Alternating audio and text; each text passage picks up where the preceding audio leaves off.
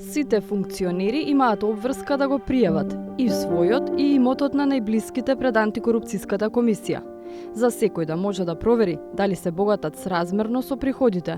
Но иако треба секој, ретко кој функционер пријавува приходи.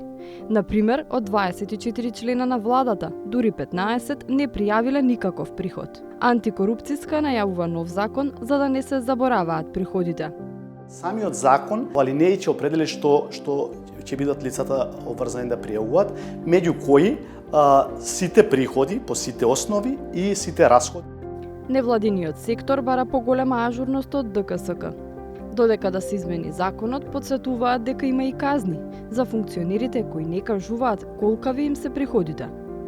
Многу повеќе грижа треба да се има од страна на ДКСК, па дури и преку изрекување на прекршачни санкции, за тоа каков е квалитетот на податоците што